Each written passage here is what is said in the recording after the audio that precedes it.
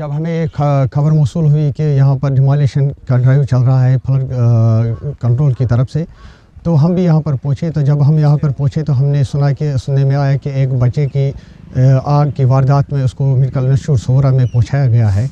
हम ये इसके ख़िलाफ़ नहीं है कि वो डिमोलिशन ना करे। हम कानून के साथ साथ है, अगर उनको डिमोलिशन करनी है पहले वो वहाँ पर डिमोलिशन करे जहाँ पर इलीगल कंस्ट्रक्शन हो रही है, जहाँ पर सरकारी ज़मीन में कम्प्लेक्स बन रहे हैं। और आप गांदरबल जो हमारा हार्ट है, जो हमारा दिल है, वहाँ पर कितनी इलीगल कंस्ट्रक्शन हो रही है, तो फ्लड वाले कहाँ हैं?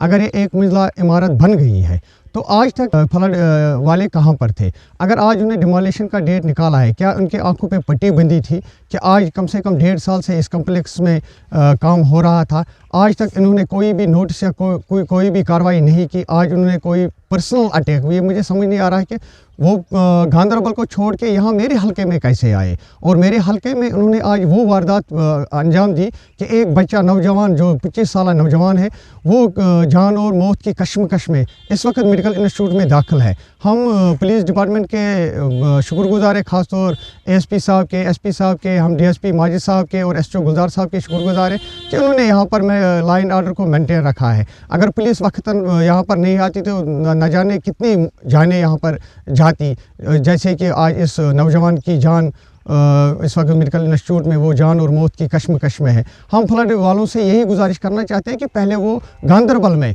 जो इलीगल कंस्ट्रक्शंस हो रहे हैं, चाहे वो कमर्शियल के हो, चाहे वो हाउस बना रहे हो, वो क्यों हमारे हलके को टारगेट कर रहे हैं और वो पर्सनली अटैक हमारे हलके को कर रहे हैं। मैंने पहले ही बताया कि जब मैं यहाँ पर पहुँचा तो उस वक्त उसको वो सोहरा मेडिकल इंस्टीट्यूट ले जा रहे थे।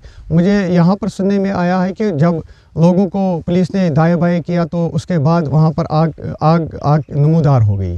तो जब लोग दौड़ के गए तो वहाँ पर वो बच्चा जल रहा था।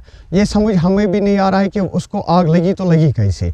इसलिए हम भी हम इसीलिए पुलिस डिपार्टमेंट से रुजू करते हैं, एसपी साहब से गुजारिश करते हैं कि इसकी तहकीकात की जाए कि आग की वारदात कैसे हुई।